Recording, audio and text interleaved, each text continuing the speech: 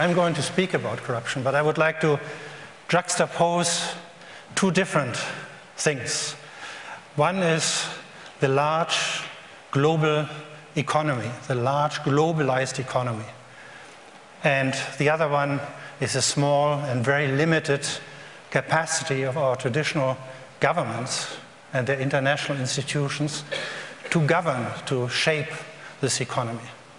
Because it is this asymmetry which creates basically failing governance.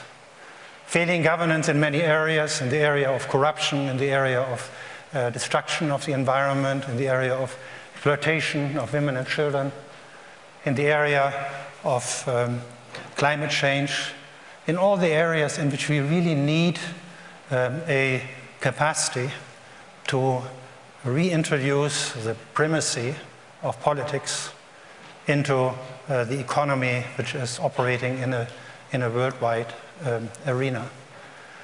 And I think corruption and the fight against corruption and the impact of corruption is probably one of the most interesting ways to illustrate what I mean with this failure of governance. Let me talk about my own experience. I used to work as the director of the World Bank office in Nairobi for East Africa. At that time, I noticed that corruption, that grand corruption, that systematic corruption was undermining everything we were trying to do. And therefore, I began to not only try to protect the work of the World Bank, our own projects, our own programs against corruption, but in general, I thought we need a system to protect the people in this part of the world from the ravages of corruption. And as soon as I started this work, I received a memorandum from the World Bank, from the legal department first, in which they said, you are not allowed to do this. You are meddling in the internal affairs of our partner countries. This is forbidden by the Charter of the World Bank. So I want you to stop doing this. In the meantime, I was chairing donor meetings, for instance, in which the various donors, and many of them like to be in Nairobi. It is true, it is one of the unsafest cities of the world, but they like to be there because the other cities are even less comfortable. And in these donor meetings, I noticed that many of the worst projects which were put forward by our clients, by the governments, by promoters, many often representing the suppliers from the north, that the worst projects were realized first. Let me give you an example. A huge power project, $300 million, to be built smack into one of the most vulnerable and one of the most beautiful areas of Western Kenya. And we all noticed immediately that this project had no economic benefits. It had no clients, nobody would buy the electricity there, nobody was interested in irrigation projects. To the contrary, we knew that this project would destroy the environment, it would destroy riparian forests, which were the basis for the survival of nomadic groups, the Samburu and the Turkana in this area. So everybody knew this is not a useless project, this is an absolutely damaging, a terrible project, not to speak about the future indebtedness of the country for these hundreds of millions of dollars, and the siphoning off of the scarce resources of the economy from much more important activities like schools, like hospitals, and so on. And yet, we all rejected this project. None of the donors was willing to have their name connected with it, and it was the first project to be implemented. The good projects, which we as donor community would take under our wings, they took years. We had to do many studies, and very often they didn't succeed. But these bad projects, which were absolutely damaging for the economy, for many generations, for the environment, for thousands of families who had to be resettled, they were suddenly put together by consortia of banks, of supplier agencies, of insurance agencies like in Germany, Hermes and so on. And they came back very, very quickly, driven by an unholy alliance between the powerful elites in the countries there and the suppliers from the north. Now, these suppliers were our big companies. They were the actors of this global market, which I mentioned in the beginning. They were the Siemenses of this world, coming from France, from the UK, from Japan, from Canada, from Germany. And they were systematically driven by systematic large-scale corruption. I mean, we are not talking about $50,000 here or $100,000 there or $1 million there. No, we are talking about $10 million, $20 million on the Swiss bank accounts, on the bank accounts of Liechtenstein, of the presidents, the ministers, the high officials in the parastatal sectors. This was a reality which I saw, and not only one project like that. I saw, I would say, over the years I worked in Africa, I saw hundreds of projects like this. And so I became convinced that it is this systematic corruption which is perverting economic policy making in these countries, which is the main reason for the misery, for the poverty, for the conflicts, for the violence, for the desperation in many of these countries. I mean, that we have today more than 1 billion people below the absolute poverty line, that we have more than 1 billion people without proper drinking water in the world, twice that number, more than 2 billion people without sanitation and so on, and the consequent illnesses of mothers and children. Still child mortality of more than 10 million people every year, children dying before they are 5 years old. The cause of this is to a large extent grand corruption. Now, why did the World Bank not let me do this work? I found out afterwards, after I left under a big fight, the World Bank, the reason was that the members of the World Bank thought that foreign bribery was okay, including Germany. In Germany, foreign bribery was allowed. It was even tax deductible. No wonder that most of the most important international operators in Germany, but also in France, in UK, in Scandinavia, everywhere, systematically bribed. Not all of them, but most of them. And this is the phenomenon which I call failing governance. Because when I then came to Germany and started this little NGO here in Berlin at the Villa Borsig, we were told, you cannot stop our German exporters from bribing because we will lose our contracts. We will lose to the French, we lose to the Swedes, we lose to the Japanese. And therefore, there was indeed a prisoner's dilemma, which made it very difficult for an individual company, an individual exporting country, to say, we are not going to continue this deadly, disastrous habit of large companies to bribe. So this is what I mean with a failing governance structure, because even the powerful government which we have in Germany comparatively was not able to say, we will not allow our companies to bribe abroad. They needed help. And the large companies themselves had this dilemma. Many of them didn't want to bribe. Many of the German companies, for instance, believe that they are really producing a high-quality product at a good price, so they are very competitive. They are not as good in bribing as many of their international competitors are. But they were not allowed to show their strengths because the world was eaten up by grand corruption.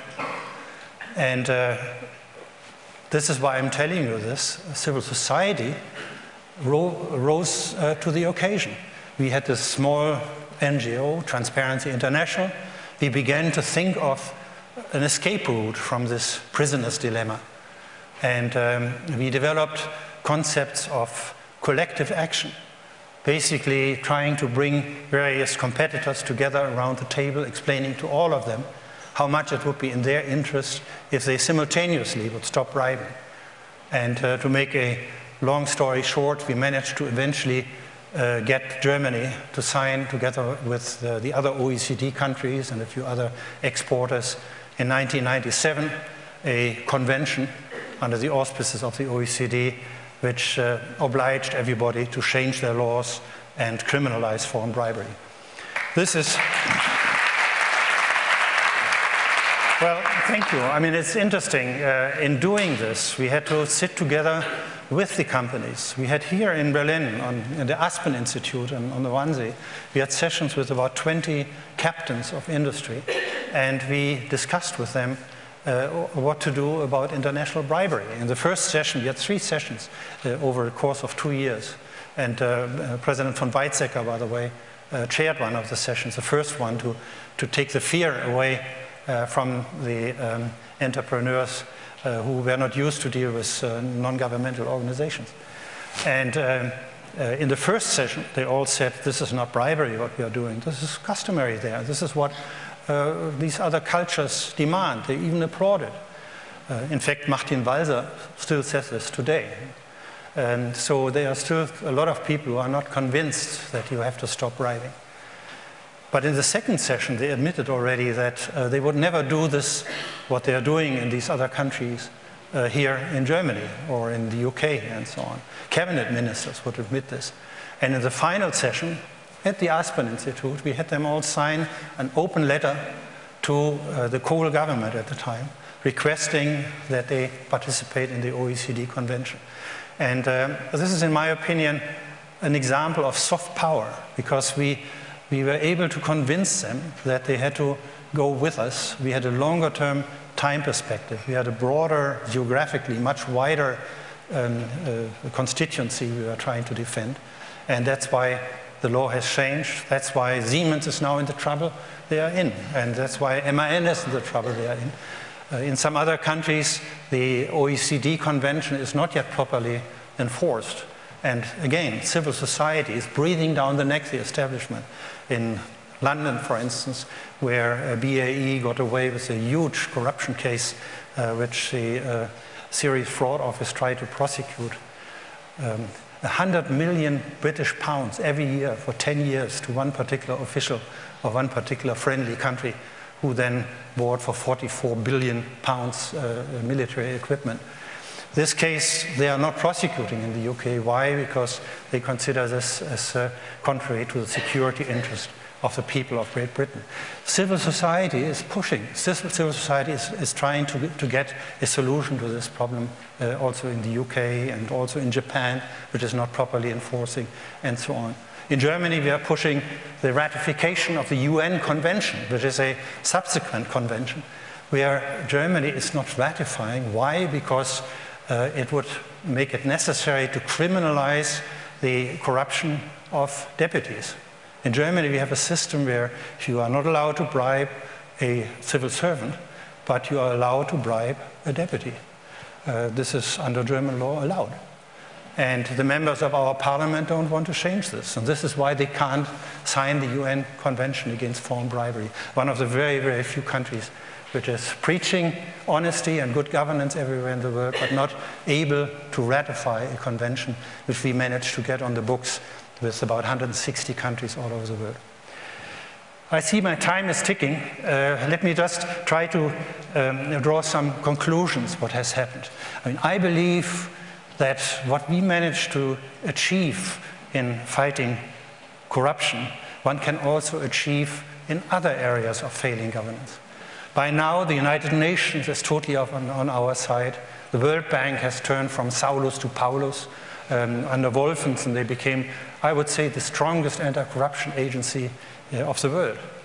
Most of the large companies are now totally convinced that they have to put in place very strong codices against bribery and so on. And this is possible because civil society joined the companies and joined the government in the analysis of the problem, in the development of remedies, in the implementation of reforms, and then later in the monitoring of reforms. Of course, if civil society organizations want to play that role, they have to grow into this responsibility. Not all civil society organizations are good. The Ku Klux Klan is an NGO. So we must be aware that civil society has to shape up itself. They have to have a much more transparent financial governance. They have to have a much more participatory governance in many civil society organizations. We also need much more competence of civil society leaders. This is why we have set up the Governance School and the Center for Civil Society here in Berlin, because we believe most of our educational and research institutions in Germany and continental Europe in general do not focus enough yet on empowering civil society, training the leadership of civil society. But what I'm saying from my very practical experience, if civil society does it right and joins the other actors, in particular governments and their international institutions, but also large international actors, particularly those which have committed themselves to corporate social responsibility, then in this magical triangle between civil society, government, and private sector, there is a tremendous chance for all of us to create a better world. Thank you.